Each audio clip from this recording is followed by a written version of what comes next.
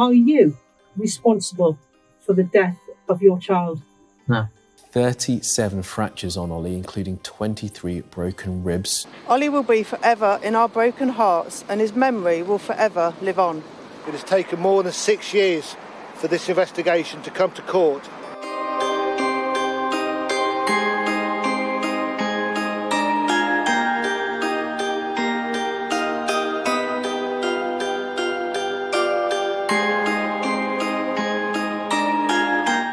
Ollie Davis was born on the 21st of September 2017.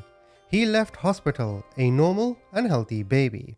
Over the next 24 days, Ollie was in the care of his parents, Kayleigh Driver and Michael Davis. They were regularly assisted by others in their family. They lived at 31 Upper Temple Walk in Leicester, England. Apart from being small, there was nothing unusual about baby Ollie, and he was described as a little ray of sunshine. Now, on the morning of the 21st of October 2017, the ambulance service was called. Ollie had passed away. By the time of his death, Ollie had suffered 40 fractures. The fatal injury was a broken neck, and he had also suffered a skull fracture. He had displaced fractures to his right arm and right clavicle. He had 23 rib fractures and 10 separate fractures to the growth plates of each of his 4 limbs. He also had intracranial subdural bleeding and an injury to his frenulum. I know what you're thinking. What? By the way, this video's theme is about parents and the way they treat their children. So after this, I have the untold case of baby Aubrey, so please stay tuned for that one. Now regarding Michael Davis, the father, his life, you're going to be like, what the? Check this out. You see, prior to Ollie's birth, Michael, who was 29, never really worked at a job, except for some work experience he had when he was younger. Michael, though, had no direction in his life, and all he did was video game all day. Literally, for 6 years after he left school, that's all he did. He'd never sleep at night, he would just game all throughout the night, and he would actually sleep during the day. He described himself as a nocturnal owl and a bit lazy. Police gathered that he did not overly bother with his personal hygiene or appearance. Ew. When Ollie was born, Michael was living with Kayleigh's hardworking family in their home. But the problem also was that Michael needed to grow up. So he did eventually get a job as a technician in Specsavers, but this required him to change his lifestyle, as he obviously couldn't now sleep during the day and game through the night. By the way, I'm a gamer myself. I'll come back to this in a second. Michael, however, he would not give up gaming and attempted to spend as much time as he could on FIFA. He simply could not adequately prioritize his family. As for Kayleigh, during this investigation, she planned to marry Michael. What? And she was also selling her child's baby clothes after he died. Wow. How do you even interpret that? Would you even buy the clothes of a passed away child? Huh? Now, back to Ollie's injuries. Dr. Hamilton, an experienced forensic pathologist, said that such a combination of 40 fractures is something he would see in a high-energy car crash. However, in 16 years of practice, he could not remember seeing this extent of injury in an accidental setting. In other words, it was no accident, mate.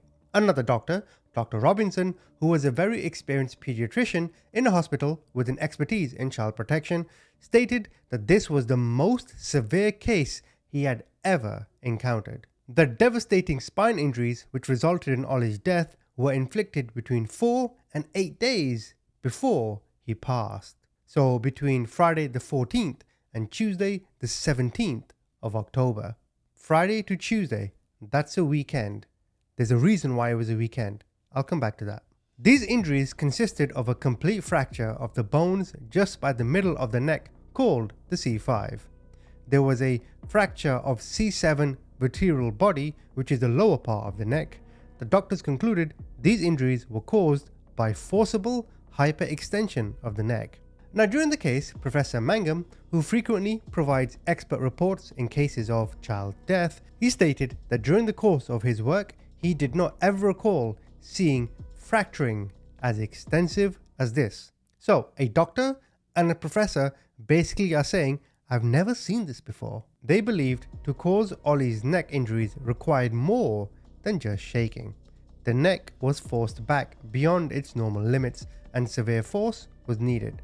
Ollie also suffered a skull fracture which completely traversed the skull bone, and also an injury to the white matter of the brain. You see, the brain injury was likely caused by the same impact that caused the skull fractures. There was bleeding into the membrane around the bone, which contains blood vessels and nerves. The bleeding would have been painful for Ollie. There were subdural brain hemorrhages in multiple locations overlying the brain. Ollie also suffered a complete displaced fracture of the right clavicle. Professor Mangum stated that the degree of force required to cause this fracture was very significant, as it is a strong bone stronger than a rib. The mechanism was direct impact or pressure, or as part of a severe twisting motion of the right upper arm. All these injuries would have meant Ollie was severely distressed. He would have suffered intense pain for the first 3 days, and if the arm or other parts were moved, pain would reoccur. As for his ribs, Ollie had suffered 23 rib fractures, and they were all caused by severe compressive force. And as I'm telling you this, have you not had enough already? Like, all these injuries, and this is just the ribs. What? Finally, there was an injury to the frenulum, probably caused by a forceful insertion of a bottle. So, with all his injuries, his parents were initially arrested by police on the 27th of October 2017. Initially, Michael and Kayleigh offered no plausible explanation for the injuries. A complex police investigation ensued, which established the fractures Ollie had sustained, that they were non-accidental and must have been caused by serious physical assaults.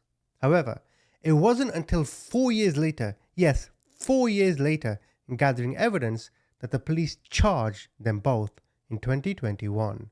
They both continued to deny any knowledge of what happened. In separate police interviews, the pair showed no sign of emotion or remorse, casually sipping water and shrugging their shoulders, with Kayleigh even yawning when quizzed by detectives. And during the trial, Michael even tried to blame other members of his own family for the horrific campaign of violence. In fact, when police spoke to neighbors, you know what they said? They described Michael and Kayleigh as disgusting tramps who had 19 cats. Wow. And despite neither of them admitting to what happened, it was determined later that each of the injuries were caused by Michael Davis, and that Kayleigh did not directly cause any injury to Ollie, but allowed them to happen. The first serious injury caused were the ribs, and these were caused over the weekend of the 15th of October 2017, and the neck injuries were caused a day later in the early hours of October 16th. What do you think Michael was doing during that time? Yes, he was gaming. Remember I said earlier I'll come back to that? Well, let me explain. So just after midnight, a neighbor heard a loud scream from Ollie, and it seemed Michael was gaming and he was playing FIFA. I've played FIFA myself. I play it literally all the time. So the baby was screaming, Michael was in the middle of a game. Why couldn't he quit? See, in FIFA you have a game mode called Ultimate Team. I'm sure you've all heard of it. And it is addictive. In fact, it's become a lifestyle. This game mode has given many people careers in content creation. So, he must have been in the middle of a game. But remember I said the weekend is important. So in FIFA, throughout the week, you build your team, you complete your objectives, and on the weekend, you have what's known as Foot Champs, where you play against the other best players in the world. You only have 30 games to play, and you only have that weekend to complete it. And of course, the more you win, more rewards you get, etc, etc. So the games are pretty intense. So during one of his games, Ollie must have woken up, Michael gets angry, he probably had to quit a game, and then takes his frustration out on the child. Get it? What other family members told police was a few weeks prior to Ollie's death, Michael was found gaming and Ollie was in his pram out of sight in another room. And he refused to stop the game even though the child was crying. And to police, this gave an insight into his priorities. Between Kayleigh and Michael, they decided Michael would take responsibility for night feeds. But understand, his motivation wasn't, you know what, Kayleigh, you sleep, I've got it. No. In his mind, he's thinking, yeah, I'll take the night shift, I'll stay awake, I can continue gaming. This guy, man, as they say in England, waste man. And the reason how I know or I figured all this out by connecting the dots is because when I first started creating content, FIFA content is what I first started making. FIFA 22, I played over 5,000 games, which calculated to 13 games a day. I know, I'm a muppet. But how was I able to do that? All my obligations were done. Number 1, pray to God 5 times a day. Number 2, provide for my family, ensure they're safe. And number 3, all my bills were paid. After that, I can do whatever I want. But this muppet. So the only reason I think he stuck to this game was because he wanted to make a career out of it. Twitch, YouTube, TikTok, make content, whatever. Because you and I both know no video game is worth spending this much time on. Furthermore, on the 17th of October at 2:33 AM, he messaged a gaming friend to say that he had fallen asleep whilst playing but was now going to play on. He was at work later that morning and was texting in a group chat of gaming buddies, telling them how he completed all requirements in the game, as in all his objectives to that point, but he was disappointed in others that they hadn't completed theirs, because in FIFA, if you complete your objectives and they complete their objectives, then you can join in a team and play against other players. It's also clear that his lack of proper sleep had an impact on his mood, alertness, and attitude, and at some point, something had to give, as a lack of sleep makes you impatient. Add that to an addictive game that is broken most of the time. Anger, frustration, it was inevitable, and baby Ollie had to pay the price. So, the judge in the trial told Michael Davis that he was guilty and was sentenced to a minimum term of 22 years. As for Kayleigh, for allowing this to happen, she was sentenced to 7 years in prison. Bro, what? Before I get to the next story of baby Aubrey, let me tell you this, even to this day right now, I still game quite a bit, right? I play a bit of FIFA, I play Topspin, the tennis game, but that's only because everything else in my life is all done. As a man, right, of course I want to chill, I want to have fun, I want to wind down and relax. So do you, right? But my obligations as a man are the 3 that I mentioned. God, family, and then, all the bills and all that kind of stuff. If that's not done, how dare I play all these video games and, waste time? But all those fractures for Ollie, wow. So now we have the story of baby Aubrey. Now on the morning of May 4th, 2013, an ambulance was dispatched to her home in Marion County, Indiana. Upon entry, paramedics found the lifeless body of a 15-month-old girl. Her name was Aubrey. She was not breathing. She was unresponsive and cold to the touch.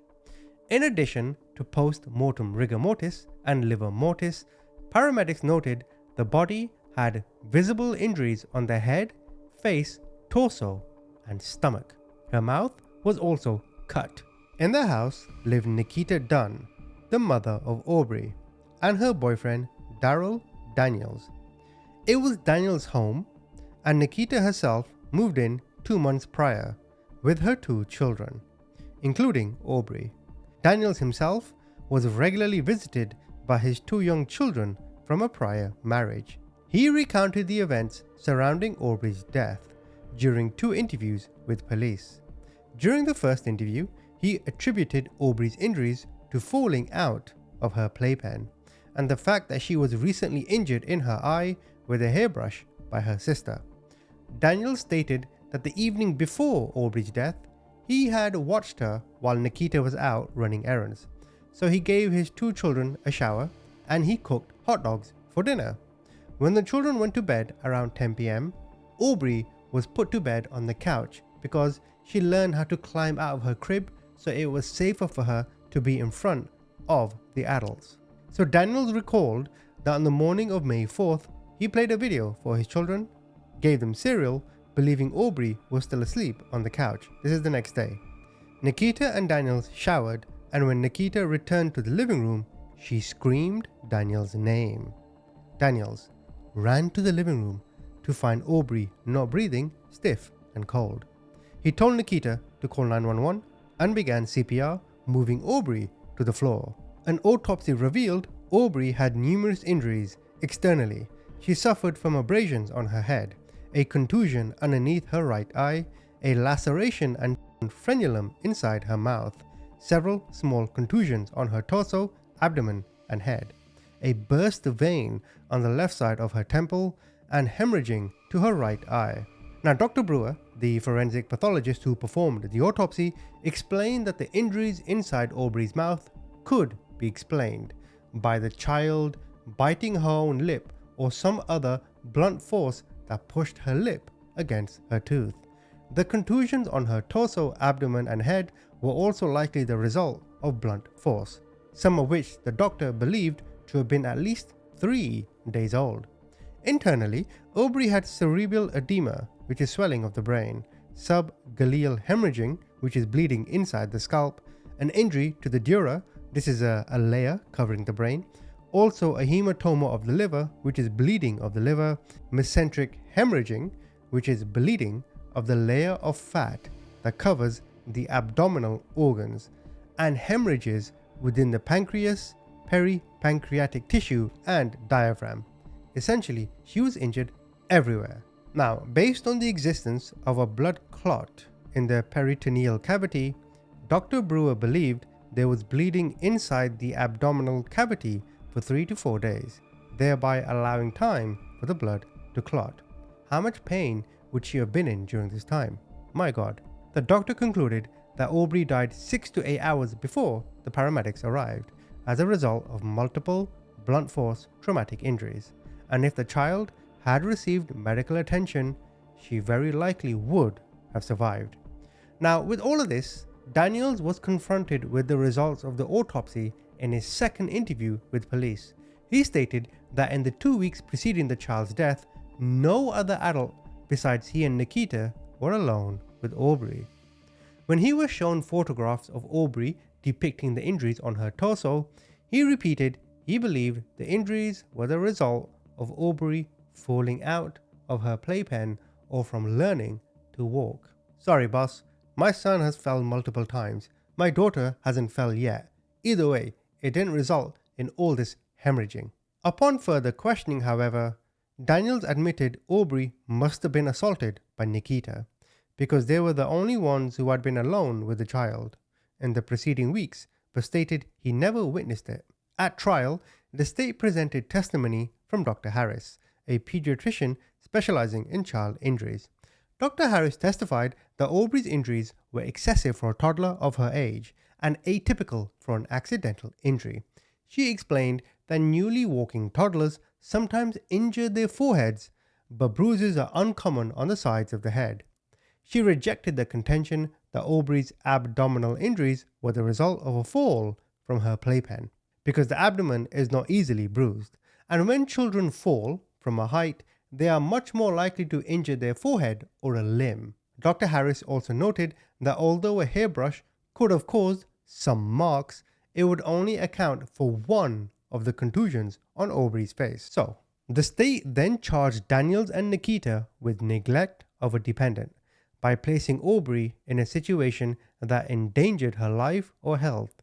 This is a Class A felony because it resulted in death. But there was a bigger question. Who was culpable? You see, Daniels contended that he did not knowingly place Aubrey in a situation that endangered her life or health. After all, it was his house they were living in. He said that the child had only been living in his house for a month or 2. Daniels rented the property that he allowed Nikita and her 2 children to move into. See, when they first moved in, Aubrey had a large mark on her cheek and he did nothing about it. When he was shown photographs of this mark, which was described as fist-shaped, Daniels recalled that there were similar bruises that had already disappeared. And then on the morning of Aubrey's death, paramedics immediately noticed bruises on her head, her face, her torso, and her belly. Moreover, the state presented testimony of a litany of symptoms that would have been displayed before she died, all of which would have been detectable by an adult. After all, Dr. Harris listed a loss of consciousness. If a child loses consciousness, what are you going to do? take him to a doctor, right? If a child is experiencing seizures, vomiting, increased thirst, and a decrease in activity and appetite, all of them together, you're going to take the child to a doctor. And with all these injuries, the only conclusion was that either Daniels or Nikita were the ones that did it. And as I mentioned, if you take all of the injuries, the manifestation of the symptoms, and the circumstances under which they occurred, Daniels and Nikita knew that Aubrey was in a dangerous situation. And this is why the charge is important of neglect. It wasn't necessarily murder they were charged for. Because let's say it wasn't them. Let's say it was someone else. Either way, why didn't you take her to a doctor? Now, according to Nikita, she told investigators that she did notice marks on her children, and she said she was planning on taking Aubrey to a doctor, but didn't because she was concerned police would remove the child from her care. That is about as much information on Nikita in this case. You know why? Because she took a deal. So, Marion County Prosecutor Terry Curry announced that Nikita received a 19-year sentence for the role in the 2013 death of her daughter Aubrey. As for Daniels, in January 2017, he was found guilty of neglect of a dependent. He received a 35-year sentence. So what happened? Well, it's pretty clear. They both assaulted this girl mercilessly. Ollie and Aubrey, two lives taken suddenly. What kind of impact could they have had on this world? Ollie could have cured cancer. Aubrey could have cured world hunger. But instead, the frustrations of their parents is what led to their untimely death. That's why I made this video, so the world can know their names.